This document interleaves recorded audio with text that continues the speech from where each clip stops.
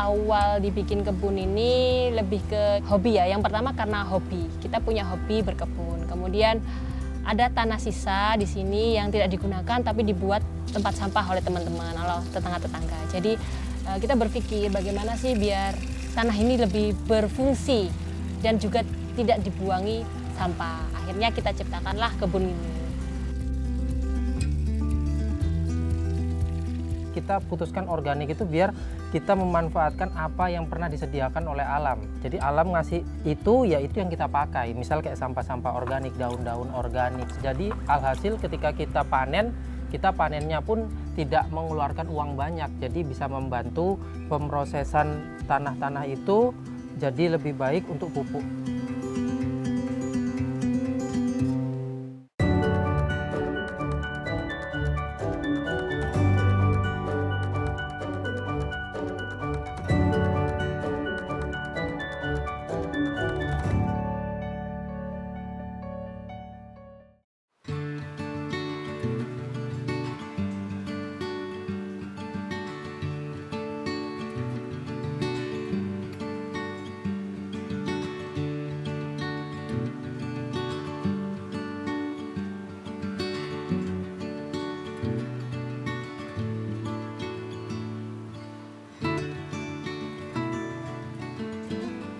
Halo, aku Kok Rahma.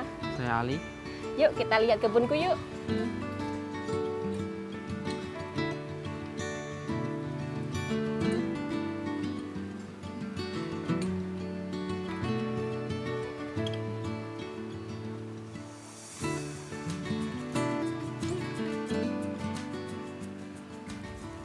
Ini adalah kebun kumbit yang berada di Kecamatan Balongbendo, Kabupaten Sidoarjo, dengan luas lahan sekitar 260 meter persegi.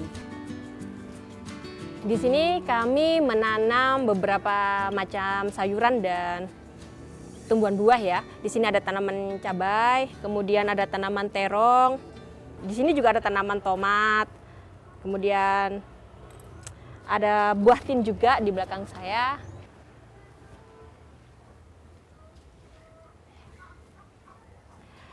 Di bagian sini aku menanam beberapa tanaman refugia seperti bunga zinnia, kemudian ada tanaman melon juga, tetap ada brokoli ya, ada bunga kol, ada tomat.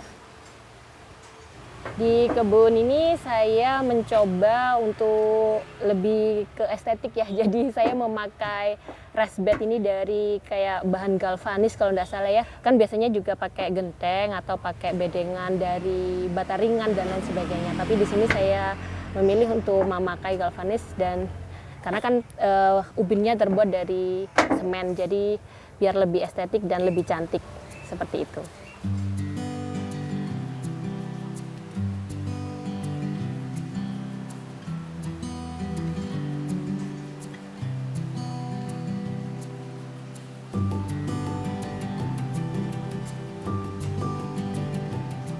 Untuk berkebun ini saya tidak sendiri, saya dibantu oleh suami saya.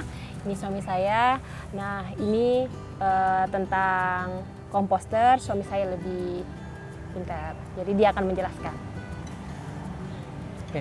Jadi di sini kan sisa-sisa tanaman yang sudah kita pruning, yang kita buang, atau yang kita pangkas yang sudah selesai nggak dipakai, itu kita kumpulkan di sini. Entah juga ada mungkin buah-buah yang busuk, kita kumpulkan di sini untuk jadi kompos. Nanti dia akan terurai secara alami, secara organik dibantu oleh mikroorganisme. Jadi kondisinya kita tidak menambahkan apapun. Jadi karena di sini semuanya secara alami diurai oleh seperti kayak cacing, terus seperti hewan-hewan seperti ini, mikroorganisme yang kecil-kecil, dan juga ada beberapa belatung yang membantu proses penguraian menjadi lebih cepat.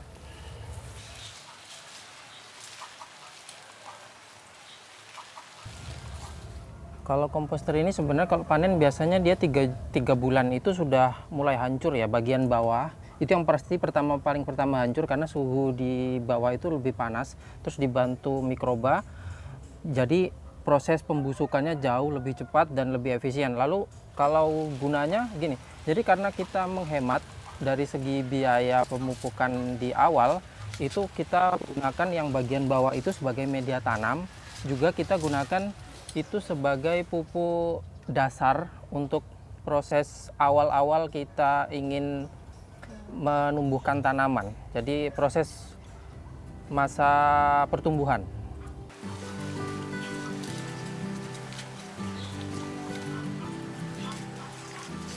Sebenarnya kalau di awal-awal dulu memang geli, cuman kalau sekarang itu kita tahu bahwa hewan-hewan ini diciptakan memang untuk membantu proses penguraian menjadi lebih cepat tanpa bantuan pengurai-pengurai yang buatan pabrikan. Jadi kita memang sudah disediakan oleh alam, jadi hewan-hewan seperti ini tuh banyak sekali, dan memang proses penguraian oleh hewan-hewan seperti ini tuh sangat efisien. Dan bahkan ketika dia menguraikan tanaman-tanaman ini, dia akan menghasilkan kotoran-kotoran yang juga berfungsi sebagai pupuk-pupuk yang sangat luar biasa bagus sih.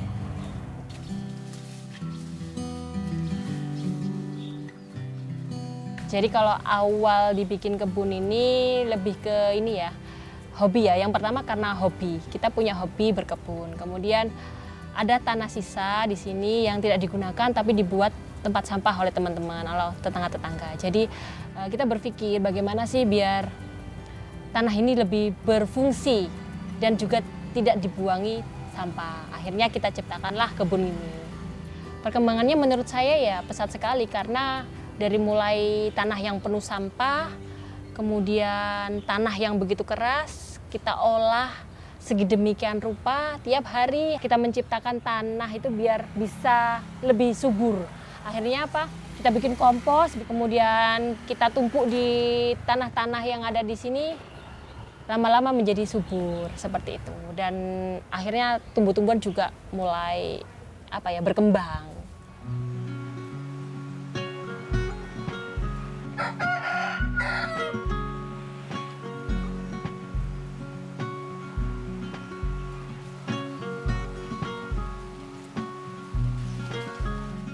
Jadi di bedengan sebelah kiri saya ini ada beberapa macam tanaman.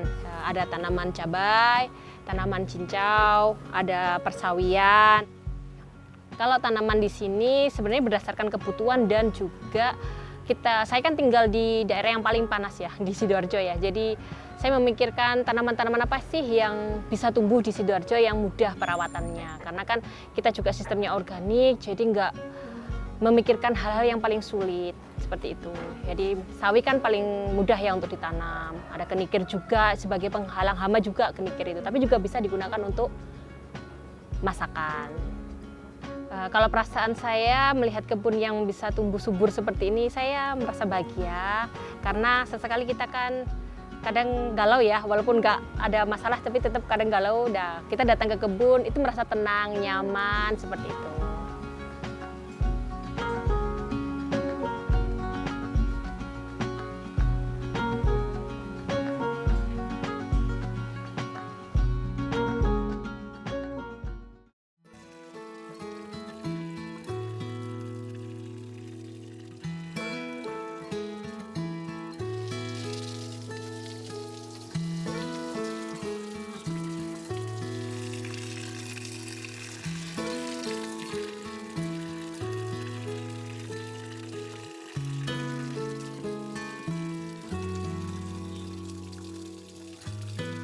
Jadi yang sebenarnya bikin konsep kebun ini lebih ke saya, karena kan yang suka berkebun pertama sekali saya gitu loh. Memilih konsep seperti ini sebenarnya nggak ada ini sih, nggak ada kayak tataran kita harus seperti ini, enggak. Ya kita itu berdasarkan suka aja. Oh sebelah sini nanti biar dingin, karena kan daerah sini panas ya. Jadi kita harus nanam ada pohon juga, karena apa? Untuk melindungi dari sinar matahari seperti itu. Jadi kita tata, daerah sini harus ada pohonnya. Kemudian saya juga suka tanaman bunga, depannya kita hias dengan bunga. Seperti itu aja, kita ngalir aja gitu loh. Nggak ada konsep yang harus benar-benar detail, karena kadang ya kalau kita berkebun itu dengan konsep sedetail mungkin, itu malah nggak terlaksana gitu loh. Jadi kita ya apa yang kita lakukan, kita happy, ya udah lakukan aja gitu. Jadi prinsip saya seperti itu. Kalau memutuskan organik gimana? Ya, jadi kan kalau kita ngikutin pertanian, tapi kita gunakan pertanian yang konvensional, itu kan biasanya mahal ya. Mulai dari pupuknya mahal, media tanamnya kadang juga proses pengolahan tanahnya itu mahal.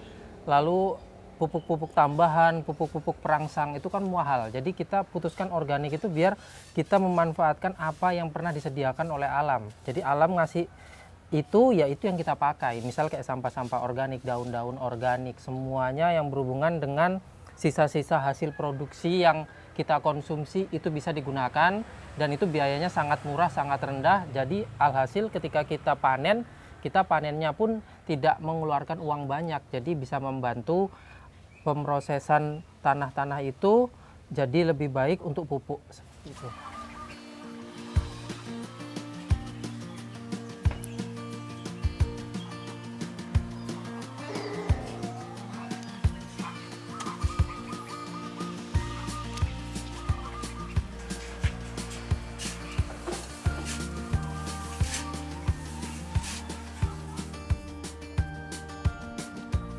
Jadi ini adalah kotoran dari ayam yang kita pelihara. Ini kondisinya masih belum jadi ya, dia masih baru aja diambil. Makanya ini kelihatan masih ada kotorannya ya. Nah, kalau yang sebelah sini, ini sudah kita kasih aktivator enzim atau aktivator bakteri. Jadi dia sudah mulai terurai, kotoran-kotorannya sudah nggak kelihatan. Bisa kita cek ya. Nah, di sini kan kotoran-kotoran ayamnya udah mulai hilang tuh, udah mulai jadi hampir menjadi tanah. Nah, ini sudah beberapa hari sejak kita kasih aktivator bakteri. Nah, kotoran yang kita barusan ambil ini rencananya akan kita kumpulkan untuk nanti kita kasih mikrobakteri, sehingga nanti dia bantu untuk proses penguraian agar nanti kita bisa menjadikan dia media tanam dan pupuk yang bagus untuk tanaman. Nah, ini larutan mikrobakteri yang sudah kita campurkan 1 tutup botol ke dalam 1 liter air. Ini larutan bakteri yang sudah siap, yang akan kita tuangkan ke kotoran hewannya.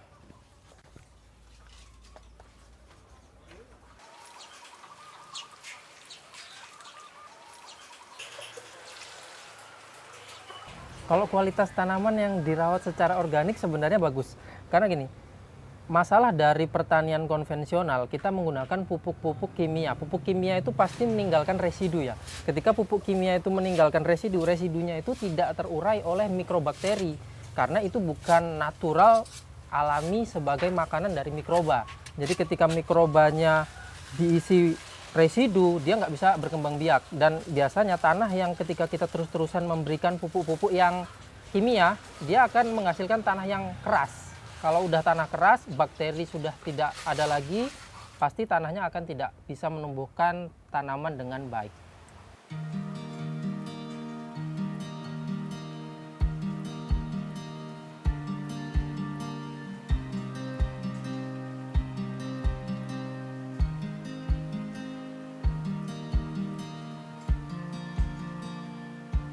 Nah, teman-teman, ini adalah waktu yang kita tunggu-tunggu, yaitu panen di kebun yang kita sudah tanam sendiri. Yuk kita panen!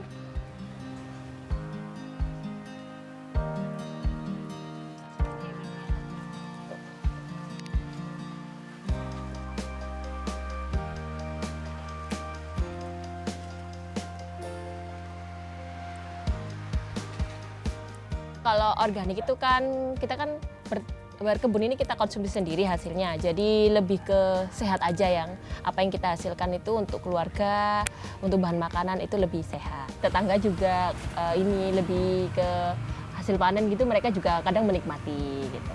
Ada beberapa kayak tomat seperti itu ya, atau sawi-sawian, sayur-sayuran itu mereka juga kalau kita lagi panen banyak ya, mereka juga pastinya kita kasih. Jadi mereka juga lebih senang gitu.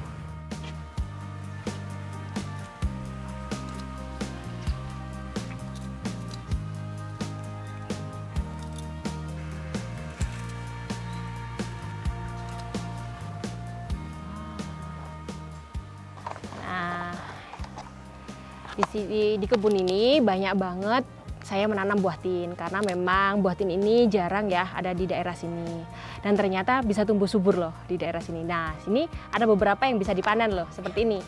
Nah, ini sudah warnanya sudah merah dan teksturnya sudah empuk.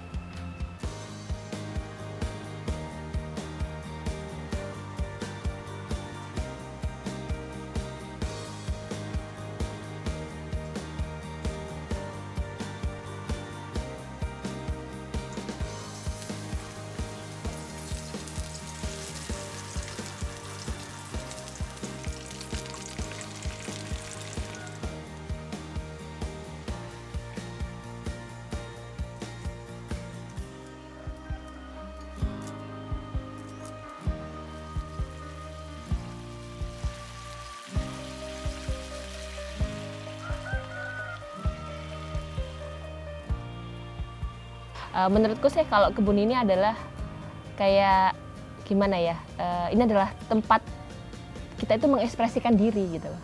Jadi mengekspresikan diri dengan apa yang kita suka. Nah, di sini tuh kita bisa menikmati ketenangan. Kita melihat sesuatu dari biji tumbuh, itu kan happy bagi saya. Itu sesuatu yang, oh ini loh kuasa Tuhan. Dari sesuatu yang tidak ada daun, tiba-tiba jadi daun. Kemudian membesar dan bisa dikonsumsi. Ya berarti kan nikmat Tuhan itu besar banget di pertanian ini gitu. Ya itulah kebun ini membawa kayak jiwa baru bagi kita.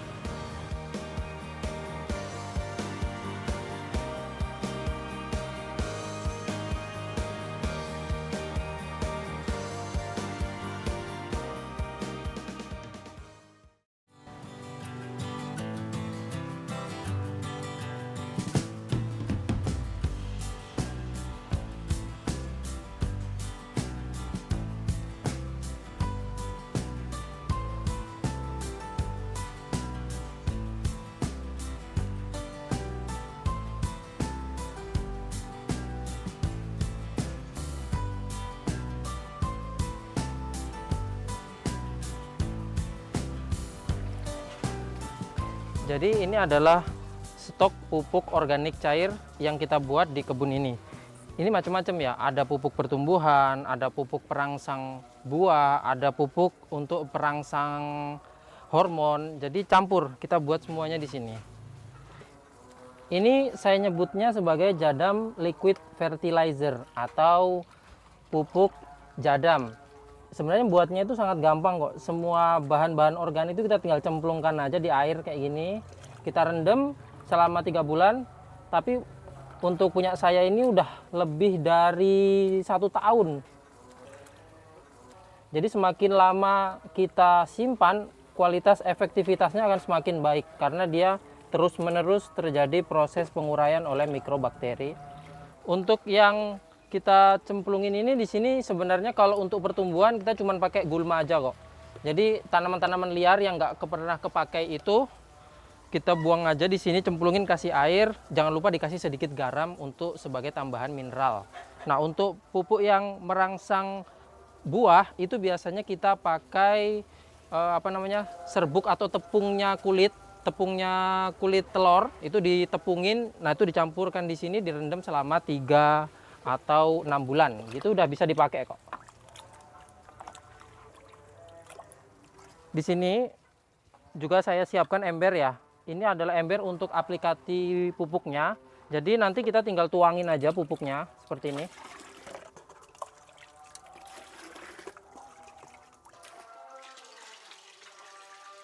Nah, kemudian ini selang ya. Dari penyedotan kita akan langsung taruh di sini.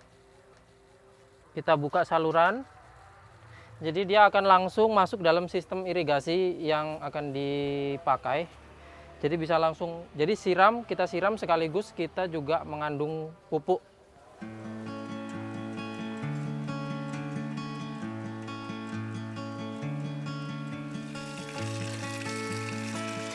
Berkebun organik itu seperti kayak gimana sih gitu. Kita terus belajar gitu. Jadi paling tidak itu kan dulu waktu awal-awal memang kita tidak menerapkan sistem organik yang 100%.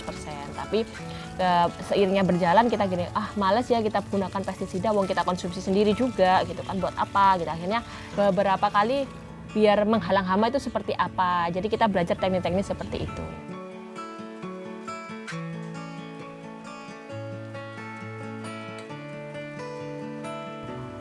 Untuk kegiatan kali ini aku akan menyemai benih, dan benih yang aku pilih adalah benih yang mudah tumbuh di daerah panas ya. Sawi pagoda ini bisa tumbuh di daerah panas. Jadi kita harus pinter-pinter memilih benih yang bisa tumbuh. Oke, aku tipikal orang yang kalau nyemai tidak harus tertata dan harus sesuai dengan ini ya, rapi cantik gitu enggak. Jadi aku memang memilih hal-hal yang sederhana yang bisa kita lakukan dengan cepat dan bisa efisiensi waktu bagi saya sendiri seperti itu. Jadi aku memilih pot kecil, kemudian ini adalah media tanam yang sudah jadi, yang campurannya adalah kotoran hewan dengan sekam, kemudian ada tanahnya juga, ada tanah komposnya juga. Jadi seperti ini, teksturnya harus yang poros ya. Nah, seperti ini. Oke. Ini kita pindahkan ke pot kecil ya. Kita pindahkan ke pot kecil-kecil.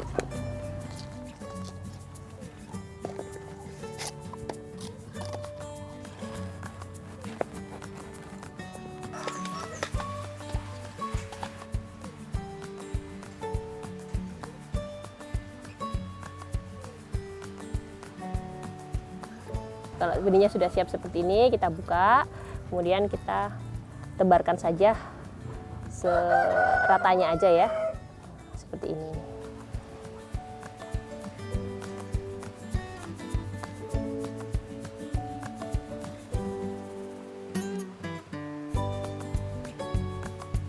Kemudian kita tutup tanah seperti ini. Jadi setelah kita tebar benih ke dalam media, kita tutup tipis-tipis aja ya, jangan sampai tebal. Nah, seperti ini. Dah, baru nanti kita siram. Kemudian kita taruh di naungan yang tidak terkena sinar matahari sampai dia berkecambah. Setelah tumbuh kecambahnya, kita kenakan sinar matahari agar dia mulai berfotosintesis. Seperti itu prosesnya. Selain benih beli, kita juga bisa menghemat dengan cara menanam dari hasil tanaman yang kita peroleh, kita tanam, kemudian sudah matang. Nah, kita bisa menanamnya dengan mudah ya, seperti ini. Kita panen dulu ya yang sudah matang ya.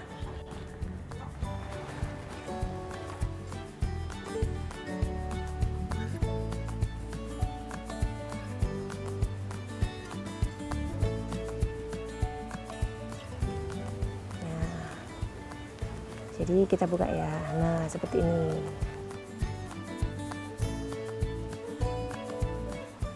Kalau perasaan ya tentu bahagia ya. Jadi bawaannya itu happy gitu loh. Jadi menjalani hari-hari itu ya lebih semangat gitu. Kalau kamu sendiri kayak gimana? Ya karena kan kita ini sebenarnya tim ya. Jadi keluarga itu adalah tim. Jadi kalau keluarga itu tim ya kita harus saling support. Apa yang kita kerjain ya kita harus usahakan ya sama-sama seneng gitu aja. Jadi enak. Kalau saling support kan enak ya. Jadi apa-apa itu kita bisa kompak.